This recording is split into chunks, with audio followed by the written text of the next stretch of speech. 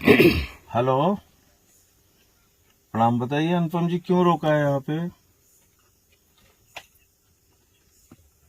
नहीं नहीं, क्यों रोका है? किस अपराध में रोका है? मैं कौन सी गलती करने जा रहा हूँ? मैं देश की सर्वोच्च संस्था का सदस्य हूँ, सांसद हूँ। मुझे शोक संवेदना व्यक्त करने का अधिकार नहीं है? इतनी अमानवीयता, ये तो अच्छी बात नहीं है। इतनी अमानवीयता तो अच्छी बात नहीं है कि आपने रात में 2:30 बजे मुझे यहाँ रुकवा दिया।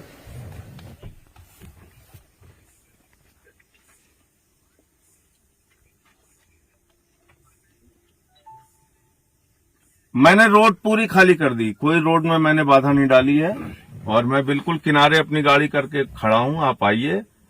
मुझे किस आदेश के तहत रोका गया है? कौन से अपराध में मुझे बंद किया जा रहा है? क्या कर रहे हैं आप? बताइए मुझे। आइए आप।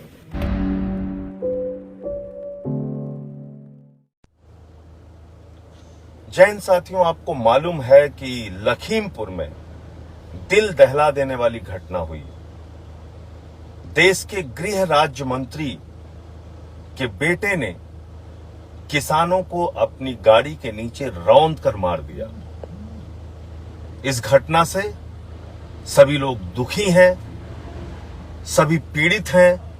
पूरा देश हैरान है कि आज देश के अन्नदाताओं के साथ किस प्रकार का बर्ताव किया जा रहा है। 10 महीने से देश का किसान आंदोलन पर है, सड़कों पर है। 700 से ज्यादा किसानों ने आत्महत्या की है, या उनको गोलियों से भून दिया गया, या उनकी जान ले ली गई। 10 महीने से एक ही बात देश का अन्नदाता किसान कह रहा है, ये तीनों काला कानून वापस लो। लेकिन ना मोदी जी की सरकार उनकी सुन रही है, ना उत्तर प्रदेश में योगी जी की सरकार उनकी सुन रही है। उनकी फरियाद सुनने वाला कोई नहीं है।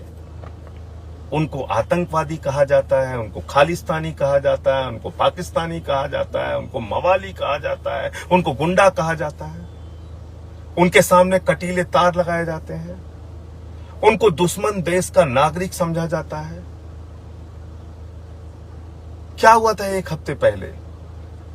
यही अजय मिश्रा, देश के गृह राज्य मंत्री, खुलेआम चुनौती दे रहे थे किसानों को और कह रहे थे कि उनका इतिहास पता कर लिया जाए, वो सांसद विधायक मंत्री बनने से पहले क्या थे, और कह रहे थे कि 2 मिनट में ठीक कर देंगे। वो उनकी भाषा, वो उनकी धमकी आज उनके बेटे ने सच करके दिखाई। और इतनी बड़ी घटना पर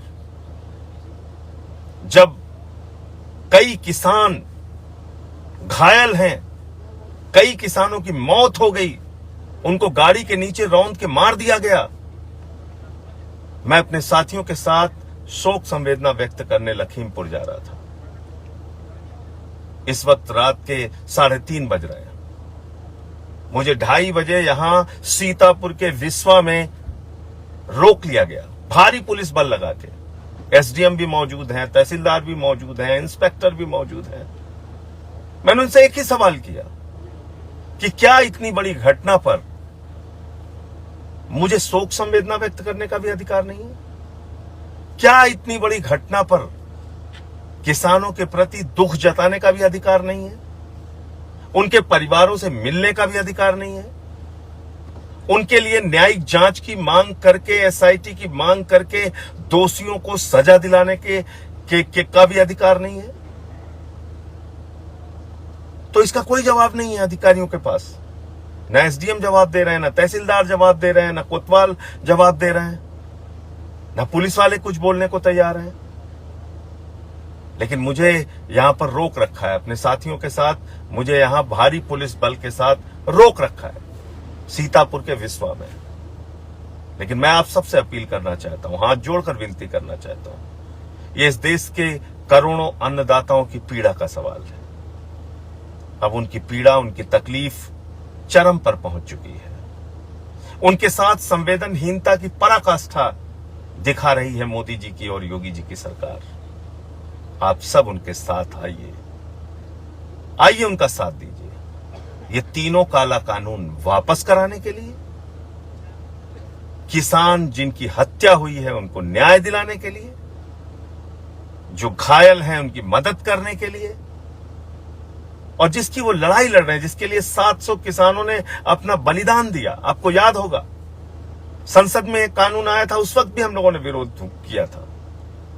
अरविंद केजरीवाल जी से जब जेल मांगी जा रही थी, स्टेडियम को जेल में बनाने की बात कही जा रही थी, उस वक्त केजरीवाल जी ने विरोध किया। हमारी पूरी पार्टी और एक एक कार्यकर्ता, पंजाब हो या पूरे हिंदुस्तान की जहां जहां हमारी इकाइयां हैं, सब किसान भाइयों के साथ खड़े थे। और आज भी हम किसान भाइयों के साथ खड़े हैं, आगे भी खड़े रहेंगे। जब तक उनकी लड़ाई अंजाम तक नहीं पहुंच जाती, तब तक उनके साथ खड़े रहेंगे, क्योंकि ये काला कानून सिर्फ किसानों के लिए नहीं, हिंदुस्तान की जनता के लिए एक बड़ा संकट पैदा करने वाला है।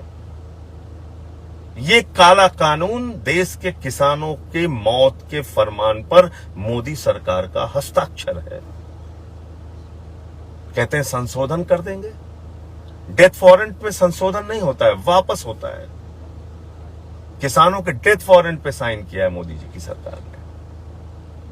ये कानून कहता है कि असीमित भंडारण की छूट होगी पूंजीपतियों को, यानी सस्ते में गेहूं, सस्ते में चावल, सस्ते में दाल किसानों से खरीदा जाएगा, किसानों से सस्ते में उनकी उपज खरीदी जाएगी, बड़े बड़े भंडारण में उसको रखा जाएगा, और जब बाजार में उसकी कमी हो जाएगी तो महंगे दामों पर बेचा जाएगा। यानी इस काले कानून के जरिए महंगाई, जमाखोरी और काला बाजारी को वैधता प्रदान की है भारतीय जनता पार्टी की सरकार ने। क्या ऐसे कानून का विरोध नहीं होना चाहिए? देश के पूंजीपतियों को हजारों एकड़ जमीन कहीं भी किसी भी इलाके में जाकर कॉन्ट्रैक्ट फार्मिंग के नाम पर किसानों से लेने का अधिकार है। और उस कॉन्ट्रैक्ट फार्मिंग के नाम पे जब किसान एक बार पूंजीपति को अपना खेत दे देगा, उसमें फसल की पैदावार पूंजीपति अपने हिसाब से करेगा, और फिर उस किसान को उसकी जमीन वापस मिलेगी या नहीं मिलेगी, एक बड़ा सवाल है। उसकी जमीन उपजाऊ बचेगी या नहीं बचेगी, एक बड़ा सवाल है। तो धरती माता को बेचने का काम भी मोदी सरकार ने किया है। और इस देश में जो जमींदारी प्रथा खत्म हो गई थी, नए जमींदारों को, पूंजीपतियों को नया जमींदार बनाने के लिए ये काला कानून लाया गया है। ऐसी तमाम कमियां इस काले कानून में है। और जिस बात की डिमांड वर्षों से किसान करता आया है कि भाई गन्ने का दाम दे दो, गेहूं का दाम दे दो, धान का दाम दे दो, समर्थन मूल्य को कानूनी जामा पहना दो, यानी समर्थन मूल्य से कम पर अगर कोई व्यक्ति खरीद करता है तो उसकी गिरफ्तारी होनी चाहिए, उसके खिलाफ कानूनी कार्रवाई होनी चाहिए। ऐसा कानून इस देश के अंदर बना दो। उसके लिए सरकार तैयार नहीं होती। जिस बात की मांग किसान करता है, उस मांग को पूरा नहीं करते। जिस बात की मांग इनके पूंजीपति मित्र करते हैं, उन काले कानूनों को बना के किसान को मौत के घाट उतारने का एक के बाद दूसरा, दूसरे के बाद तीसरा, तीसरे के बाद चौथा, चौथे के बाद पांचवा, हजारों घटनाओं को अंजाम देने का काम सरकार कर रही है। कहीं हरियाणा में लाठियों से पीटते हैं, कहीं पंजाब में पीटते हैं, कहीं उत्तर प्रदेश में जब चाहते हैं मारते हैं, पीटते हैं, मुकदमे लिखते हैं, रासुका लगाते हैं। अरे ये अन्नदाता हैं, इनका दिया हुआ हम सब खाते हैं। जानवर भी जिसका दिया हुआ खाता है, उसके प्रति वफादारी निभाता है। लेकिन ये भारतीय जनता पार्टी की सरकार जानवरों से ज्यादा बदतर हो गई है। अन्नदाताओं का दिया हुआ खाती है और उनको गोलियों से भुनवाती है। आइए फिर से मैं आप सबसे अपील कर रहा हूं, मिलकर एक साथ एक मुट्ठी बांधकर किसानों के साथ खड़े हों। इंकलाब जिंदाबाद, जय जवान जय किसान। खबरों में बने रहने के लिए फोरम 4 को सब्सक्राइब करें और नोटिफिकेशन पाने के लिए बेल आइकन दबाएं।